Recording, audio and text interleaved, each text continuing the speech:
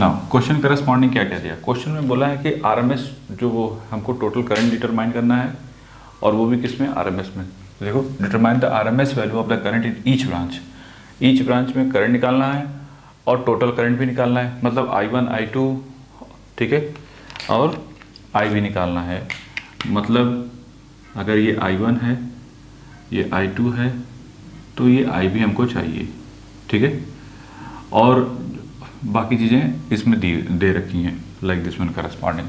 अब इसमें देखो फ्रीक्वेंसी दे नहीं रखी, तो फ्रीक्वेंसी हम अपनी तरफ से कितना लेके चलेंगे, let F this be equal to 50 hertz. ये नहीं कि क्वेश्चन में अगर नहीं दिया है फ्रीक्वेंसी तो आप जो है नहीं लेके चलोगे, तो वहाँ पे लिखोगे लेट फ्रीक्वेंसी 50 हर्ट्ज, अदरवाइज जो भी फ्रीक्वेंसी आप मानोगे वहाँ पे शो करना पड़ेगा। स्टैंडर्ड फ्रीक्वेंसी इंडिया की कितनी 50 है, दैट्स वाई, अदरवाइज 60 भी लोगे तो वहाँ पे लिखना पड़ेगा लेट, ठीक है, 60 हर्ट्ज, ठीक है। तो उसके करस्पॉन्डिंग आप इसको सॉल्व करोगे।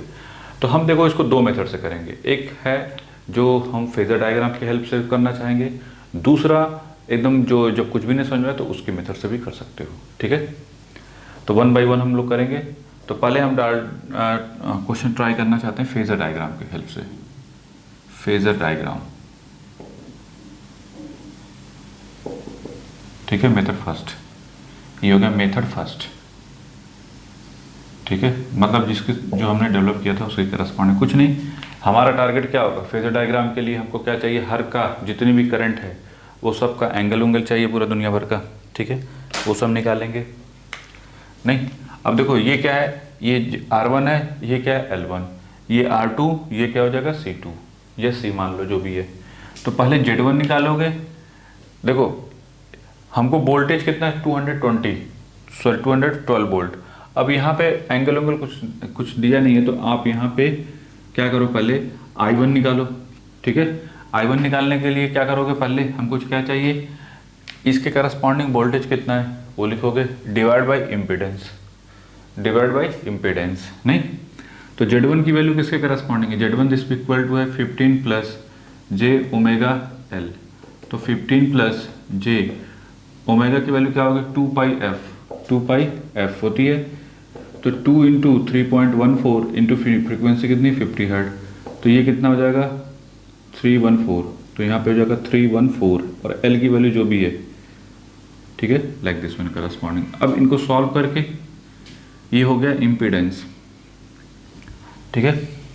तो इसका हमको क्या चाहिए, मैग्नीट्यूड चाहिए।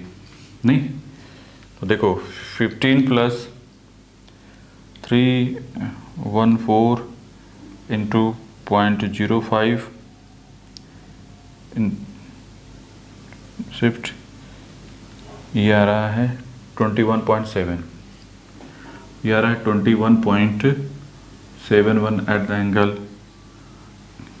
एंगल देखना चाहो तो आप 46.306 कर सकते हो, ठीक है। ये हो गया हमारा।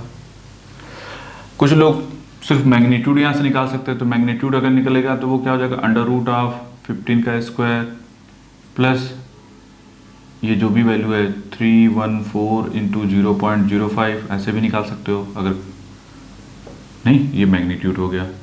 और ये एंगल फाई की वैल्यू क्या होगी tan इनवर्स, जो हमने यहाँ पे फेजर से किया है उसको आप डायरेक्ट इस मेथड से भी ओमेगा एल डिवाइडेड बाई 15 ओम।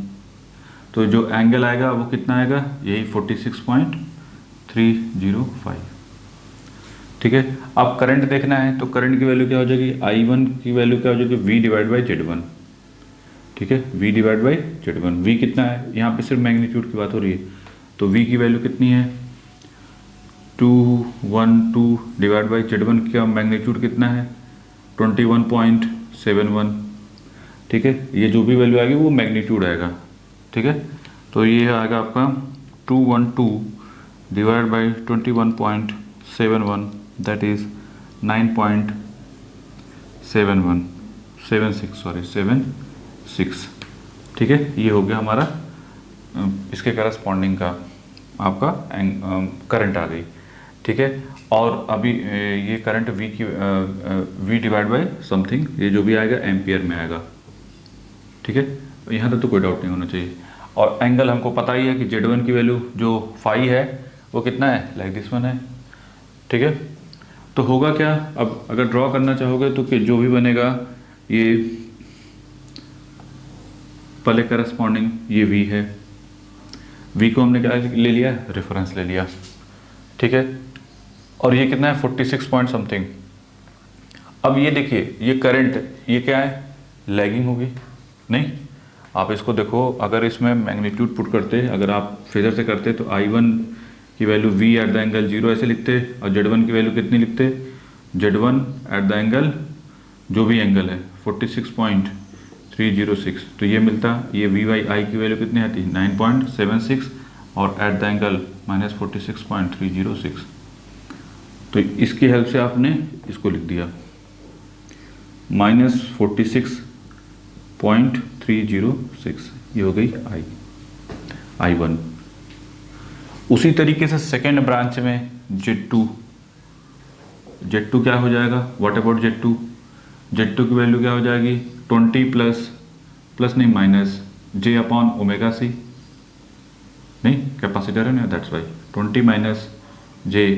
अब देखो कैपेसिटर कितना दिया 100 माइक्रोफैराड है, ओमेगा की वैल्यू 3, पहले J तो ऊपर लिख दिया, ठीक है 314 इंटू ये 100 मतलब ये 10⁻⁴, तो 20 minus J into 10⁴ divide by 314, ठीक है। तो ये हो जाएगा 3 डिवाइड बाई 314 यार 31, तो ये हो रहा है 20 माइनस J 31.847, ठीक है। तो ये 20 माइनस 31.847 आई को कन्वर्ट करोगे जब, तो ये मिलेगा 37.60 एट द एंगल माइनस 57.87, ये आ गया हमारा इम्पीडेंस। और करंट की वैल्यू लिखना चाहोगे तो V डिवाइड बाई Z2 कर दो। V की वैल्यू कितनी 212 at the angle 0 divide by 37 point at the angle minus 57.87, तो ये मिलेगा 212 डिवाइड बाई 37.60, ये मिलेगा that is 5.638 at the angle plus 57.87, ठीक है। तो ये हो गया I2 की वैल्यू क्या आ रही है, प्लस में आ रही है, तो प्लस में कैसे बनाओगे, लाइक दिस वन करस्पॉन्डिंग, ये मिलेगा I2 V की value V at the angle 0 और ये हो गया आपका 57.87 डिग्री, ठीक है। I2 हो गया, I1 और I2 हमको मिल गया, ठीक है। φ1 और φ2 हमको मिल गया, ठीक है। नेक्स्ट यहाँ तक तो कोई डाउट नहीं होना चाहिए कि ऐसे तो कैसे, ये पैरेलल ब्रांच हो गई। अब हमारा नेक्स्ट टारगेट होगा कि जो, अब इसको देखो हमने बोला ना मेथड फर्स्ट और मेथड सेकंड, बस मेथड फर्स्ट और सेकंड में दूसरा मेथड में फ़र्क बस इतना ही है, ये दोनों मेथड में ये चीज़ें सेम लगा सकते हो, ठीक है। फेजर डायग्राम भी दोनों में सेम है, फेजर डायग्राम प्लॉट करना बहुत ईजी है। जो भी एंगल करंट के एंगल है, जो वोल्टेज हमने क्या लिया, रेफरेंस लिया है, वोल्टेज को हमने क्या ले रखा है, रेफरेंस ले रखा है ना, कि V की value V at the angle 0, तो इसको रेफरेंस लेके हम चल रहे हैं। तो V के साथ जो भी करंट आएगी वो करंट लैगिंग है तो नीचे की तरफ और लीडिंग है तो ऊपर की तरफ बना दोगे जितने एंगल के साथ। अब हमारा जो हम लोग ने फर्स्ट और सेकंड मेथड, फर्स्ट मेथड में जो आपने इसके थ्रू किया जिसको बोला फेजर डायग्राम, तो फेजर अब यहाँ तक तो दोनों मेथड में सेम वैल्यू ऐसे ही करोगे क्योंकि ये सबसे ईजीएस्ट मेथड होता है। आफ्टर दैट अगर बोलता है फेजर डायग्राम के हेल्प से करो, ठीक है, या कन्वेंशनल मेथड बोलता है, ठीक है, तो क्या करोगे, I1 I2 का x के कंपोनेंट और y के डायरेक्शन में कंपोनेंट करो, ठीक है। फिर इनका क्या करोगे, भाई देखो I1 I2 का कहीं रिजल्टेंट होगा, चाहे उसका इधर होगा चाहे उधर होगा, नहीं चाहे नीचे की तरफ होगा चाहे ऊपर की तरफ होगा, हमें नहीं पता, आंख बंद करके कुछ भी मान लो कि हम मान लेते हैं कि नेट करंट जो है वो किधर आ रही है, I की तरफ, और ये एंगल कितना है अल्फा, तो जो I कॉस अल्फा हो गया और ये I साइन अल्फा, कोई दिक्कत नहीं, ये माइनस में ऐसे माइनस एंगल के साथ लिखो, ठीक है। तो रिजल्टेंट जो है दोनों का स्क्वायर कर दोगे, जो I कॉस अल्फा ऐसे लिखोगे ना, आई कॉस अल्फा, जिसको बोल सकते हो दैट इज आई एक्स। ये पहला मेथड है जो कि हम इसके थ्रू कर रहे हैं। तो ये हो गया आई कॉस अल्फा। तो आई कॉस अल्फा किसके करस्पॉन्डिंग, आई वन, देखो यहाँ पे हो जाएगा आई वन कॉस 46.306, क्योंकि कॉस यहाँ पे एक्चुअली कॉस -46 है, तो चूंकि cos minus theta equal to क्या होता है, कॉस थीटा, दैट्स वाई हमने ऐसा लिख दिया। ठीक है, I2 की I2 प्लस I2 का इस एक्स एक्सिस के डायरेक्शन में कितना होगा, कॉस 57.87। ठीक है, तो ये देखिए I1 की वैल्यू कितनी है, 9.76 इंटू कॉस 46.306 प्लस I2 का मैग्नीट्यूड कितना है 5.638 इंटू कॉस 57.87। ठीक है, ये जो वैल्यू आएगी वो किसके आएगी, आई एक्स की, I cos theta this equal to like this one. ठीक है, पहले इनकी वैल्यू निकालते हैं और इनकी वैल्यू को निकाल के जो भी वैल्यू आएगी अब उसकी वैल्यू पुट करनी पड़ेगी। नहीं ये आ रही है 9 पॉइंट, एक सेकंड सॉल्व हमने किया हुआ है, ये आ रही 9.74 एम्पियर।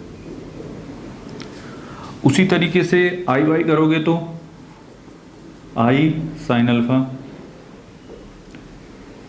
अब देखो आई का आई वन का इस डायरेक्शन में आई वन साइन कितना है, माइनस में, ये एंगल माइनस में, -46.306। चूंकि देखो माइनस साइन थीटा किसके करस्पॉन्डिंग होता है, इसके करस्पॉन्डिंग होता है। तो यहाँ पे I1 की वैल्यू कितनी है, माइनस लिख दोगे, क्यों, क्योंकि जब ये लिखोगे ना, अगर लिखना चाहो तो पहले ऐसे लिख लो, I1 की वैल्यू 9.76 साइन -46.306 प्लस I2 का क्या हो जाएगा, I2 साइन, ये पॉजिटिव में 57.87 बस। तो I2 की वैल्यू किसके करस्पॉन्डिंग है, 5.638 इंटू साइन 57.87। ठीक है, तो ये क्लोजर आता है -2.38 के आसपास। ठीक है, कोई दिक्कत नहीं। ये आई एक्स हो गया, आई वाई हो गया। रिजल्टेंट करंट क्या होगी, आई की वैल्यू √ ऑफ आई एक्स का स्क्वायर प्लस आई वाई का स्क्वायर, और ये वैल्यू आ रही है हमारी 10 एम्पियर के करस्पॉन्डिंग। ये जो हमारी करंट आ रही है 10 एम्पियर। और अब देखो हमने बोला है क्वेश्चन में जो जो बोला है, अब देखो सब कुछ मिल गया। क्वेश्चन के करस्पॉन्डिंग बोला था कि हमको I1 और I2 की RMS वैल्यू चाहिए। देखो जब और यहाँ पे डायग्राम में जो भी चीज़ दी थी हमने उसके हिसाब से दी। अब ये जो वोल्टेज है चूंकि RMS है, वोल्टेज कौन सा है, RMS वोल्टेज है, तो RMS वोल्टेज डिवाइड बाई जो इम्पिडेंस होगा वो क्या मिलेगी, RMS करंट मिलेगी। तो जितना भी वैल्यू है ये सब RMS करंट होगी। ठीक है, ये वैल्यू RMS करंट हो गई पहले वाले की, ये हो गई RMS करंट दूसरे वाले की, और ये है रिजल्टेंट करंट RMS करंट हो गई तीसरे वाले की। ठीक है, यहाँ तक तो कोई डाउट नहीं। अगर किसी को एंगल भी देखना है कि ये ठीक है 10 एम्पियर तो आ गया, लेकिन ये डायरेक्शन अल्फा कितना, मतलब अल्फा के अल्फा देखना है तो क्या लिखोगे, tan इनवर्स, क्या कर दोगे, phi this equal to tan inverse, ये आएगा कितना है, I X I Y by I X, तो -2.38 डिवाइड बाई 9.74, ये हो गया इतना, और सिर्फ दबा के इसका tan इनवर्स कर दो तो ये मिलेगा -13। मतलब ये वैल्यू आ रही माइनस में, तो इसका मतलब ये नीचे ऊपर नहीं बल्कि वो कैसा बनेगा, नीचे की तरफ 13.73 डिग्री, तो ये डाउनवर्ड में बनेगा। ठीक है, तो ये हो गया हमारा फाइनल आंसर फर्स्ट मेथड के पॉइंट ऑफ व्यू से। फर्स्ट मेथड के पॉइंट ऑफ व्यू से जो हमने किया कि ड्रॉ द फेजर डायग्राम और ये बना दिया। अगर किसी को करना है कि सर सेकेंड मेथड क्या है, फिर देखो फर्स्ट और सेकेंड दोनों में ही जो प्रोसीजर ये वाला था, यहाँ तक दोनों में सेम है। बस सेकेंड मेथड में क्या होगा कि ऐसे इसको नहीं करना है, फेजर्स की हेल्प से नहीं करना है। फेजर डायग्राम प्लॉट करना, प्लॉट तो कर दोगे, कोई दिक्कत नहीं है। आप क्या करोगे, जो नेट करंट होगी वो किसके करस्पॉन्डिंग होगी भाई, यहाँ से जो करंट जा रही है वो I1 प्लस I2 होगी, I1 प्लस I2। इन दोनों की वैल्यू जो जैसे इस यहाँ पे है ये फेजर, ये वाली, ये देखो I2 और ये क्या है I1, इन दोनों की वैल्यू यहाँ पे पुट करोगे तो फाइनल आंसर आएगा 10 at the angle -13.73 ampere, this is the final answer. ठीक है, आपको ये नहीं करना है, बस एक ही, बस इतना ही फर्क है और कुछ कोई भी ज़्यादा फर्क नहीं है।